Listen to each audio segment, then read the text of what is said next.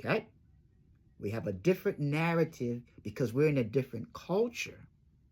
It's not the same as it was back then. The Corinthian church experienced the same type of issue, with many women speaking out of turn. Listen what Apostle Paul says. He says, if anything be revealed to another that sits by, let the first hold his peace or keep silent, for God is not the author of confusion, but of peace. There was chaos in the Corinthian church. Apostle Paul is exercising his apostolic authority to establish order and peace in a disorderly worship service. And he says this must be ordained in all the churches he establishes. For he said, let all things be done decency and in order. Paul's instruction was meant to restore order, not to oppress, minimize, exclude, condemn women.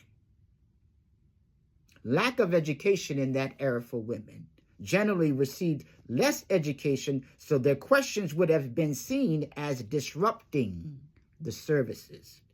And it needed to be saved for their husbands at home.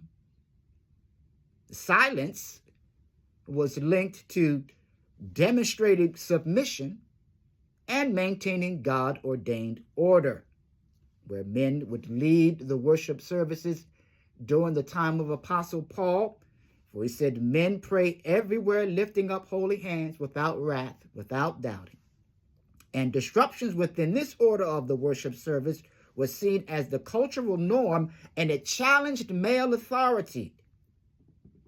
So Paul now addresses a specific disruptive behavior amongst women in the church of Corinth. Not a universal rule. I repeat, not a universal rule, pointing to his acknowledgement of women prophesying. For he said, for you all may prophesy, all meaning men and women, one by one. So the instruction to be silent immediately follows the passage about elevating prophecies or evaluating prophecies. The silent was about women not publicly questioning or evaluating the prophets. So they had questions concerning the prophecy. Mind you, they did not have Bibles like we do today.